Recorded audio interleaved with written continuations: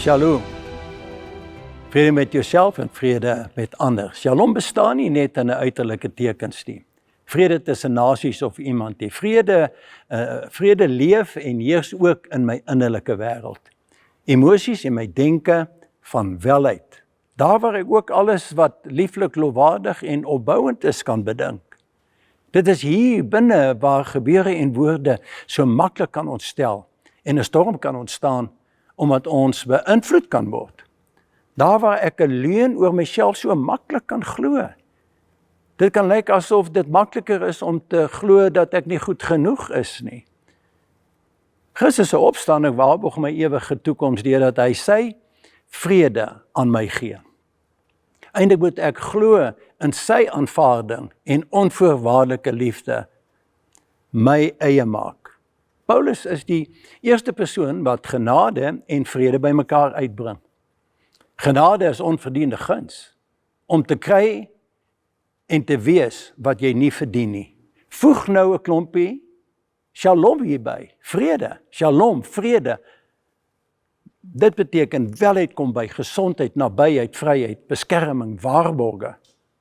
Hier waar my hart oortuig kan word, dat ek ten volle geken word, en dan ook ten volle aanvaar word. Ja, jy, ek, met jou skewe tande, jou krom neus, jou kaal kop en groot ore, jou dun of min hare, uit proporsie, uit lyf en te groot voete. Ons moet Dawid se woorde aanvaar waar hy sê, God het my kunstig aan mekaar geweef. Eindelik lyk jy presies soos God jou geskaap het. Moet net nie jouself verwaarloos nie. Jesus sê, moenie oordeel, nie mense of God of jouself nie. Hoor en aanvaar wat God oor jou sê en leer wat hy deur sy woord en deur die Heilige Gees in jou hart sê.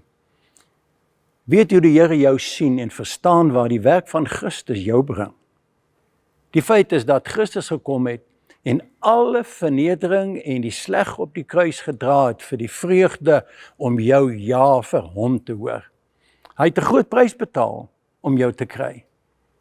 Moenie sleg van jouself praat nie.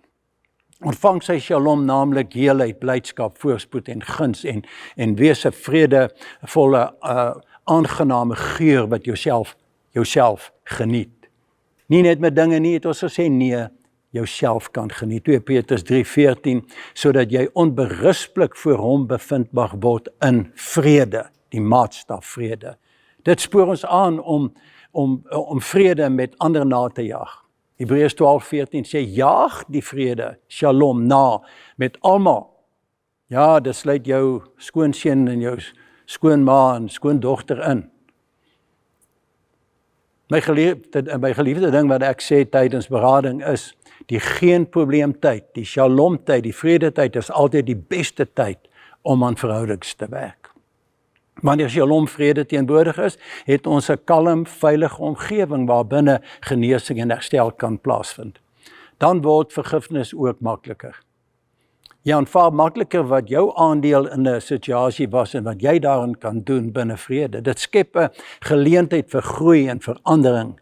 Hier kan jy veilig voel en aanvaar word. Shalom het nie plek vir beskuldiging en verwyte nie. Vrede najag is omdat dit blyk buite jou bereik van jou verhoudings te wees. Gaan mekaar voor in eer betoon, ek sê Romeine 12:10, shalom kies altyd om eerste aangenaam te wees.